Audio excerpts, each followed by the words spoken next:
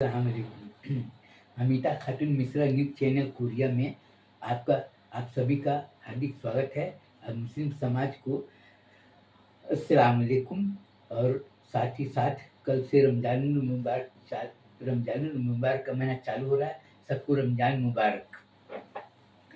अभी आप लोगों ने हमारा वीडियो देखा है और बहुत से लोगों ने हमसे संपर्क किया, हमसे बातचीत किए। बहुत से लोगों ने हमसे ये सवाल किए हैं कि आपने इमाम साहब के तनख्वाह के लिए 30,000 रुपये जो बोले हैं, अब मुअज्जिन साहब के लिए 20,000 रुपये तनख्वाह होना चाहिए, आप ऐसा बताएं अपने वीडियो में। तो मैं उनको ये जवाब देते हुए कहा कि आप एक ही चीज़ को बार बार एक ही वीडियो में बोलना थोड़ा अच्छा नहीं लगता, लेकिन फिर भी इस बार मैं एकदम साफ कर देना चाहता हूँ कि कोई मजदूर है, जैसे कोई भी मजदूर हो, तो आज के दौर में एक मजदूरी कितना होना चाहिए। कूली का काम करने वाला आज 450 रुपये ईंटा वगैरह जो मिस्त्री जो जुड़ाई करता है, कूली का काम करता है, कोई सा भी कूली हो, 400 450 रुपया रोजी लेता है। और जो मिस्त्री का काम करता है, ईंट की जुड़ाई करने वाला, वो लेता है 700 750 काम के ऊपर में। इतना है। और आज महंगाई इतना ज़्यादा है कि आज आदमी सच बोलने को तैयार नहीं और झूठ सुनने को तैयार नहीं। यही तो सबसे बड़ा प्रॉब्लम है। सच बोलने को तैयार नहीं और झूठ सुनने को तैयार नहीं। लेकिन सच यही है कि आज दुकानों में, होटलों में जो नाश्ते वगैरह चाय मिलते 10 रुपये में, ये सब है। होटल में खाना खाने जाओ, 150 रुपया, 125, 120, 150 से कम का होते ही नहीं। और वो चाट में लाए नहीं, चाट कई लोगों ने प्रस्तुत किया हमको। तो ये सोचने वाली बात है कि आज कोई भी मस्जिद हो, इमाम के पीछे हम नमाज पढ़ते हैं और नमाज कितना कीमती है ये तो सभी को मालूम है, ये तो बताने की हमको ज़रूरत नहीं। तो आप ये सोचिए कि एक इमाम का मर्तबा कितना ऊंचा है। आज लोगों से पूछो तो वो खुद ही नहीं बताने को तैयार नहीं, और लोगों से पूछो तो बोलते बहुत ऊंचा मर्तबा है, क्योंकि इमाम के पीछे जो नमाज पढ़ते वो आखिरत का सौदा है। तो उसका तनख्वाह 30,000 रुपया होना चाहिए। तो आप खुद बताइए ना मेरे को कि उनके माँ बाप है, उसकी बीवी है, उनके 2-3 बच्चे तो जरूरी होंगे। ऐसा तो हो ही नहीं सकता। अब मान लो अगर बच्चे नहीं भी है तो भी खर्चा तो उसको लगेगा ना। अब बच्चे अगर नहीं है तो आगे तो बच्चे होंगे ना। अब इमाम साहब को अपने बेटी की शादी तो करना पड़ेगा उसको। तो मैं पूछता हूँ, शादी करने के लिए जब लड़की जवान होगी तो लोगों के पास में जाएगा कि भाई इमाम साहब की बेटी की शादी करना, कुछ मदद करो, यानी हाथ फैलाओ। कहने का मतलब ये है। अब वही हाल मुअज्जिन साहब का भी है। मुअज्जिन साहब भी मस्जिद की साफ सफाई करते, ये करते। तो बहुत से लोगों ने जो तहदीकनामा का जो सवाल उठाया है, औरंगाबाद का, पूना का और उस्मानाबाद, बीड, सोलापुर का, मालेगांव का, बम्बई का और तरह तरह का, भोपाल का। और हम क्या ज़्यादा नाम हम ज़्यादा गिनाने से कोई फायदा नहीं। लोग उस तहदीकनामा लिखते हैं। तो तहदीकनामा देने वाला ये क्या लिखता है तहदीक में कि ये ईमानदार है, इसका काम धाम अच्छा है, इसका मदरसा है। लेकिन सबसे पहले तो आपको ये बताना पड़ेगा कि हम जिस गांव में रहते, जिस शहर में रहते, तो हम पहले अपने घर का देखेंगे ना, बाहर का हम बाद में देखेंगे। तो जो मौलाना जो तहदीकनामा देता है, मैं उससे ये पूछना चाहता हूँ कि आप ये बताइए कि इमाम साहब का तनख्वाह कितना मिलना चाहिए, तो आप बताते ही नहीं हैं, जबकि इसका जवाब देना जरूरी है। और आप बोलते ये पहले अपने घर के बारे में तो जवाब ही नहीं दे रहे हैं कि उसका इतना तनख्वाह होना चाहिए और तहदीकनामा देते हैं। तो अब हमको ये बताओ कि तहदीकनामा जो लेते हैं, तो हमने पहले भी बताए थे कि औरंगाबाद का तहदीकनामा दूसरे जिले में नहीं चलता, पूना का तहदीकनामा अहमदनगर में नहीं चलता, सोलापुर का तहदीकनामा बीड में नहीं चलता। इस तहदीकनामा के आड़ में ये सब है वो क्या रहा है। और जो तहदीकनामा दे रहा है तो वो ये क्या बोल रहा है कि इसको चंदा दो, जकात दो, फितरा दो, ये सब दो रमजान महीने में। तो हम इसके ऊपर में नहीं जाना चाहते। ये आवाम को खुद सोचना है कि आज हमारी कौम को सही रास्ते पर लाने के लिए हमको क्या करना चाहिए। चंदा चंदा चंदा हर जगह मस्जिदों में चंदा, बाहर जाओ चंदा, और भी लोगों के पास जाओ, मदरसे में भी है तो बोलते हैं चंदा। हर लेकिन चंदा का मिशन जो बना है वो तो पहले का बना हुआ है, लेकिन अभी के बारे में इसका कोई जवाब ही नहीं दे रहा है। लोग पढ़ते हैं, लिखते हैं और बात करते हैं शरीयत की, हदीस की, लेकिन शरीयत ये एक कहानी का किताब है क्या कि अल्लाह के रसूल हमारे प्यारे नबी मोहम्मद मुस्तफ़ा सल्लल्लाहु अलैहि वसल्लम ने ये फरमाया है, ये फरमाया, ये सुन सुनकर तो हम लोगों के कान पक गए, लेकिन ये कोई बता ही नहीं रहा है। आज जो ना जहाँ पर भी देखो झूठ, बेईमानी, धोखाधड़ी का ये बाजार लगा हुआ है। और ज़्यादा कुछ बोलो तो तबलीगी जमात वाले कुछ बोलती है, अहले सुन्नत वाले जमात वाले कुछ बोलते हैं, अहले हदीस वाले कुछ बोलते हैं, जमात इस्लामी वाले वो खुद कुछ कुछ बोलती है। यानी सबका अपना अलग अलग है, लेकिन कोई आदमी सही जवाब दे ही नहीं रहा है कि आज हमारी कई लोगों ने बुराई की है। हमारी बुराई क्यों की है? जिन लोगों ने हमारी बुराई की है, हम नाम बताना नहीं चाहते हैं, लेकिन अगर जरूरत पड़ी हमने पूरा हिस्ट्री उसका खोल के रख देंगे। कोयला खदान में जो काम करते थे मजदूर लोग, उसको ब्याज में पैसा देते थे। अब ब्याज में कितना पैसा लेते थे? 100 रुपया देते रहे तो 30 रुपया ब्याज लेते रहे। और वो आदमी हर महीना कई हजार रुपया ब्याज लोगों से वसूल करता रहा। और वो आदमी कुर्बानी देता रहा बकरे का। हमने बोला कि फलाने आदमी का दिया हुआ गोश्त कुर्बानी का मत लेना, वो हराम है। हमसे बोले क्यों भैया, क्यों हराम है? क्योंकि वो पैसा कहाँ का लाए ये तो बताओ, उसके सैलरी कितनी है तुम खुद जाकर देखो, हमको बताने की जरूरत नहीं। बार बार एक ही बात है कि बार बार सबूत मांगना ये अपनी बेवकूफ़ी है और ये अपनी कमजोरी है, और सच को छुपाने का एक बहुत बड़ा जरिया है। लोग बोलते हैं ना इन्नल्लाह मा साबिरीन, ये खूबसूरत नारा बहुत अच्छा लगता है, लेकिन इसके तह में जाकर देखो तो समझ में आएगा। अब रही बात एक दारू बेचने वाला मुसलमान, अपने आप को क्या बोलता है? मुसलमान। दारू बेचने वाला, दारू पीकर गाली देने वाला, माँ बहन की गाली देने वाला, वो मेरे को कानून पढ़ाएगा, वो मेरे को समझाएगा कि शरीयत में क्या है और हदीस में क्या है, अब ईमान की क्या पहचान है, वो मेरे को बताएगा। मैं माना कि हमारे माँ बाप उर्दू अरबी पढ़े नहीं और हम दीन के बारे में ज़्यादा जानकारी नहीं, लेकिन हमको भी मस्जिद में नमाज पढ़ने जाते हैं, हर जुमे को बयान होता है, मौलाना हदीस की बातें सुनाते हैं, वही सुनकर ही तो मैं बोल रहा हूँ, नहीं तो मेरे को क्या मालूम कहाँ पर क्या है नहीं है, अब ये तो मेरे को पता नहीं। तो अब ये बताने की जरूरत है कि आज आदमी को करना क्या चाहिए। आज आदमी करना, मौलाना लोग, हदीस हुजूर का फरमान है कि ज़कात बूढ़े, मिस्कीन, यतीम उन लोगों का हक बनता है, लेकिन ज़कात कौन ले रहा है? मदरसे वाले।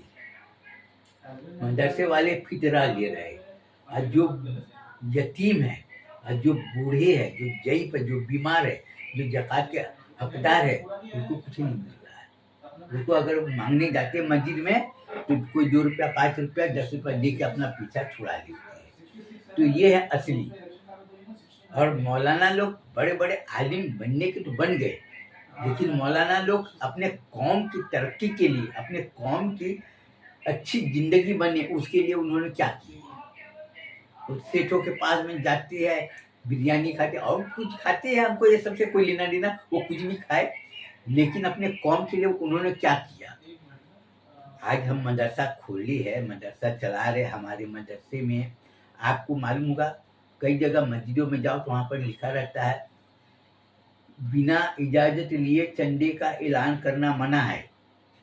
अब मस्जिद के जो सदर है, सेक्रेटरी से जाकर बोले कि भाई मैं फलानी जगह से चंदे के लिए आया हूँ, तो तहदीकनामा है। साले हरामी, नहीं तो तहदीकनामा है, तहदीकनामा है। चल वो होता क्या, ये तो बता मेरे को, वो तुम्हारी तहकीकात है, पहले तू अपनी तहकीकात तो बता कि तेरी तहकीकात क्या है, तेरी औकात क्या है। मेरे को मैं जो पूछ रहा हूँ उसका जवाब नहीं दे रहा है, बस तहकीकात तहदीकनामा पूछ रहा है, ये बोल रहा है। तहदीकनामा है तो चंदे का ऐलान कर सकते हो, नहीं तो नहीं कर सकती हो। बहुत से मस्जिद वाले क्या बोलते हैं, कहाँ के हो? बिहार के। कहाँ से? बंगाल से। उड़ीसा से, झारखंड से, यूपी से। तो नहीं, हम लोग बाहर वाले को चंदा नहीं देते, ठीक है, बाहर वाले को चंदा नहीं देते। तो बाहर वाले से तो लेन देन वगैरह कुछ नहीं करना चाहिए, उनको फिर सलाम वगैरह भी नहीं करना चाहिए। और दूसरी बात ये है कि कुरान शरीफ जो पढ़ते हैं तो उसके लिए भी तहदीकनामा होना चाहिए ना। मस्जिद में नमाज पढ़ने के लिए हम आए तो उसका भी तहदीकनामा होना चाहिए ना, कि हम मस्जिद में नमाज पढ़ना चाहते हैं, हमारे लिए तहदीकनामा दो भाई कि ये सच में मुसलमान है कि नहीं है। तो तहदीकनामा लाएगा ना, उसके बाद में कुरान शरीफ पढ़ेगा तो बताना पड़ेगा ना कि भाई मैं मुसलमान हूँ, हमारा ये तहदीकनामा है, मेरे को कुरान शरीफ पढ़ने दो। पानी पीना है तो मस्जिद में कौन लोग जाएंगे, मुसलमान लोग जाएंगे, तो उसको तहदीकनामा लेकर जाना पड़ेगा ना। जैसे आज लोग पहचान पत्र मांगते हैं, कहाँ से आए वहाँ पर, तो तुम अपनी पहचान पत्र दिखाओ, आधार कार्ड हो, ड्राइविंग लाइसेंस हो, इलेक्शन कार्ड हो, पासपोर्ट हो, तो अपना आधार कार्ड ये सब अपना पहचान पत्र। तो आज तो हर मुसलमान को अपना पहचान पत्र बताना पड़ेगा ना। आज तो कोई भी आदमी कुछ भी नाम लिख लेगा कि मैं मुसलमान हूँ, तो ये कैसे मान लिया। तो इसलिए ये आज अपने कौम को बर्बाद करने के लिए एक बहुत बड़ा षड्यंत्र रचा जा रहा है। सीधा सीधा बात मैं बोलना चाहता हूँ, जो मुसलमान है अपने भारत देश के, उसको ये मैं बोलना चाहता हूँ कि तुम लोग चंदा वगैरह जो देने के जो नौटंकी जो कर रहे हो, ये जो दुकानदारी जो बनाए हो, और तुम लोग ये जो वो ड्रामा दिखा रहे हो कि हम ईमान वाले, हम लोगों को मदद करते, ये नौटंकी छोड़ो। 1000 रुपया, 5000 रुपया, 10,000 का बॉन्ड निकालो और छोटी छोटी फैक्ट्री डालो, इंडस्ट्री डालो और लोगों को रोजगार से जोड़ो। अभी आपको मालूम है, हमने 2007 में अजंता में जमीन खरीदी, पेपर में डिक्लेयर कर दिए कि हम अपना नमक, साबुन, हल्दी, मिर्च, धनिया, वाशिंग पाउडर, चाय पत्ती बेचेंगे और अपना मदरसा चलाएंगे। लड़कियों का सिलाई स्कूल खोलेंगे, लड़कियों को सिलाई सूरत से, अहमदाबाद से कपड़ा लाएंगे, कुर्ता पैजामा, सलवार जम्पर बनाएंगे, बेचे। अजंता वाले को हमने समझाए कि मेरी बात अगर समझ में नहीं आ रहा है तो तुम लोग कलकत्ता जाओ, मटिया बुरुज जाकर देखो, वहाँ पर कई लाख घरों में सिलाई मशीन चल रहे, रेडीमेड के जितने भी तैयार माल होते हैं सब वहीं से बनकर आता है। तुमको समझ में नहीं आ रहा तो वहां जाकर अपने आंख से देखो, बाद में मेरे बात के ऊपर में यकीन करो। तो वहां के मुसलमानों ने भड़का दिए, यहाँ पर तो ऑलरेडी पहले से मदरसे चल रहे हैं, ये दुकानदारी सब नमक वगैरह तुम कहाँ बेचो। अरे हमको बेचना है, हम कहीं पर भी बेचेंगे, हम ये सब सवाल जवाब करने की क्या जरूरत है, हम तो तुमसे चंदा नहीं मांग रहे। अब लड़कियों के सिलाई स्कूल हम खोलना चाहते हैं। बुल्ढाना में जामा मस्जिद है, वहाँ पर कुरैशी साहब, इमाम साहब, उससे हमारे बहुत अच्छे ताल्लुकात है और हमने उनको बताया। वहाँ 22 लाख रुपए में बुल्ढाने में एक घर का बातचीत हुआ और कलकत्ता से हमारे पार्टनर लोग आए और उसको हमने बताया कि ऐसी ऐसी बात है। तो अपना क्या है कि सिलाई सेंटर खोलेंगे तो वहाँ से कपड़ा लाकर बेचेंगे ना, अपने छत्तीसगढ़ में, मध्य प्रदेश में, झारखंड में, उड़ीसा में अपना माल सप्लाई करेंगे। माल तो सप्लाई करते ही है वैसे भी। तो वहां से आए तो उसको भड़का दिए बुल्ढाना के मुसलमानों ने। अब वो बहुत अच्छी अच्छी बात, उस समय मोबाइल उस समय था नहीं, मोबाइल था लेकिन वीडियो रिकॉर्डिंग नहीं होता था। तो उन लोगों ने लोगों को बताने के लिए एक कैमरा आता है ना, वीडियो कैमरा, वो लेकर आए थे। छोटा सा कैमरा होता है, वीडियो रिकॉर्डिंग वगैरह वो करते हैं, तो वो लेकर आए थे कि वहाँ का लोकेशन वगैरह का रिकॉर्डिंग करेंगे और उसको सीडी बनाकर लोगों को देंगे और बताएंगे कि अजंता में और बुल्ढाना में ये काम करना चाहते हैं।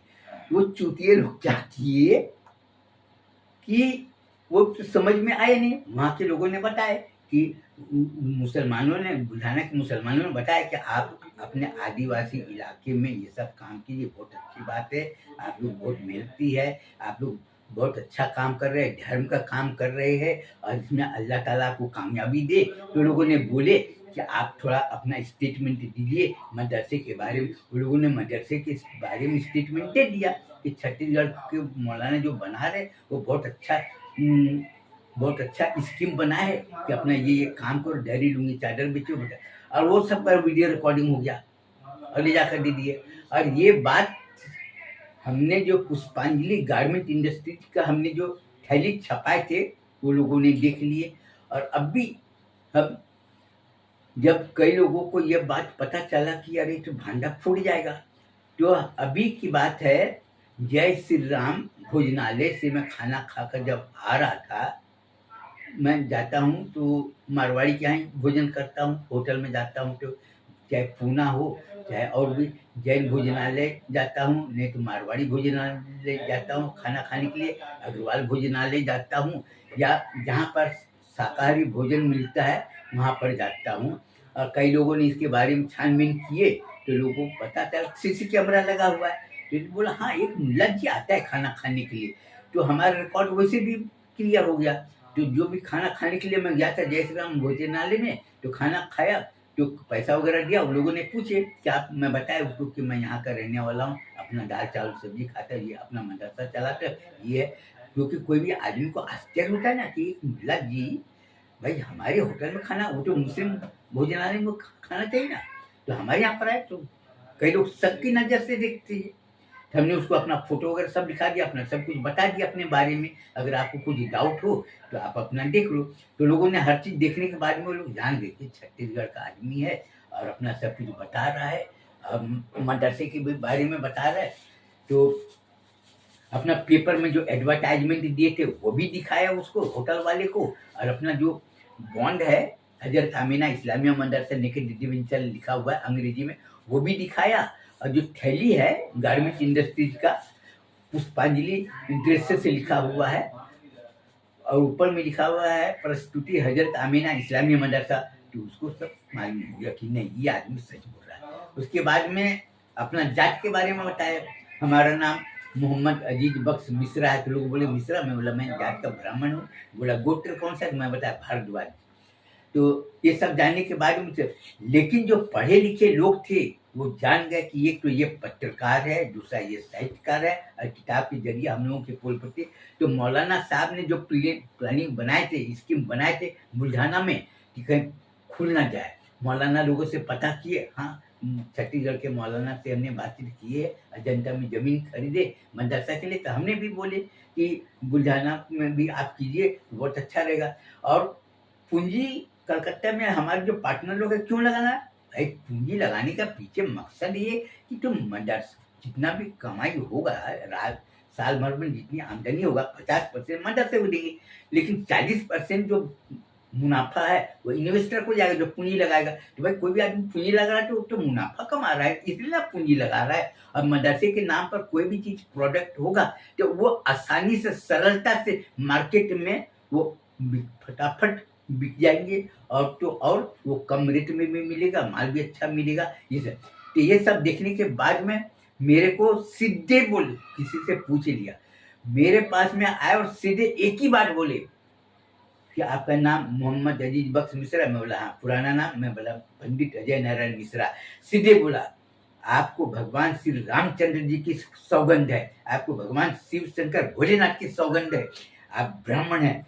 हम लोगों का जो ये सब वीडियो बना हुआ है वो सब किसी को बताना नहीं, आप जो बहुत अच्छे काम कर रहे, हम उससे माफ़ी मांगते। और साथ ही साथ आपके जो आए थे बुल्ढाना में इंडस्ट्री के लिए, मदरसा के लिए, इमाम साहब के काम के लिए कि हम 22 लाख का हम ये खरीदेंगे, घर खरीदेंगे, तो सब खुल जाने से हम लोगों की बहुत बदनामी होगी। वो कसम भी दे दिया, आंसू भी रोने, क्योंकि उसको मालूम हो गया ना कि जब थैला बनाया है तो बेच रहा है ना, कई लोगों ने पता किया ना। तो आज ये हालत है कि हमारे कौम के लोग हमारे कौम के सबसे बड़ी दुश्मन बने हुए। आवाम को ये मैं बताना चाहता हूँ कि आप कोई भी काम करो या किसी के बारे में कुछ बोलो, पहले आप किसी के बारे में अच्छी तरह से जानकारी ले लो, उसके बाद में बोलो। मदरसा देखने से कोई फायदा नहीं, जब ईमान ही नहीं है तो मदरसा देखने से फायदा क्या। जब ईमान है तो मदरसे में जो बच्चे पढ़कर निकलते सब अपने काम में लग जाते, वो सबको दिखाई देता है। तो बस इसके आगे और मैं कुछ बोलूँगा नहीं, मैं अपना बयान यहीं पर ख़त्म करना चाहता हूँ। आगे आपको खुद सोचना है कि आपको आपके बच्चों के लिए, उज्ज्वल भविष्य के लिए आप क्या करना चाहते हैं। ये सोचना आपका काम है, हमारा काम है सिर्फ बताना। अस्सलाम वालेकुम।